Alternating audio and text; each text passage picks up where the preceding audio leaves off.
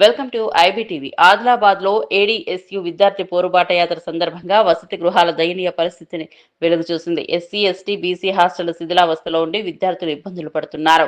మరుగుదొడ్లు సరిగా లేక వర్షాకాలంలో వర్షపు నీరు గదుల్లోకి చేరుతోందని విద్యార్థులు ఆవేదన వ్యక్తం చేశారు. కొన్నేళ్లుగా భవనాలకు రంగులు లేక గోడలు పాకురు పట్టి దయనీయ స్థితిలో ఉన్నాయని తెలిపారు. త్రాగునీరు కూడా లేని పరిస్థితి ఉందని ఆరోపించారు. బీసీ పోస్ట్ మెట్రిక్ హాస్టల్ అద్దె భవనంలో నడుస్తున్న 3 సంవత్సరాలుగా అద్దె చెల్లించకపోవడంతో విద్యార్థులను బయటకు పంపించే పరిస్థితి ఏర్పడిందని వెల్లడించారు. విద్యార్థులకు తక్షణమే సొంత భవనాలు నిర్మించాలని డిమాండ్ చేశారు. ఫీజు రీయింబర్స్మెంట్, స్కాలర్షిప్లు విడుదల చేసి విద్యారంగానికి తగిన నిధులు కేటాయించాలని పీడీఎస్యు రాష్ట్ర నాయకులు కోరారు.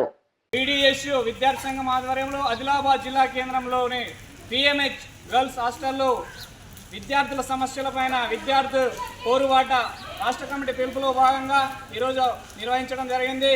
గత 3 సంవత్సరాల నుంచి ఏదైతే విద్యార్థులకు రావాల్సిన పెండింగ్ బకాయిలు, మెస్ బిల్లులు, స్కాలర్షిప్లు రేవంత్ రెడ్డి ప్రభుత్వం ఇంకా విడుదల చేయడం లేదు. దీనిపై వెంటనే స్పందించాలని, లేకపోతే ముందున్న ఇంకా అలుపెరగాని పోరాటాలు చేయడానికి పీడీఎస్యు విద్యార్థి సంఘం ముందు హెచ్చరిస్తున్నాం.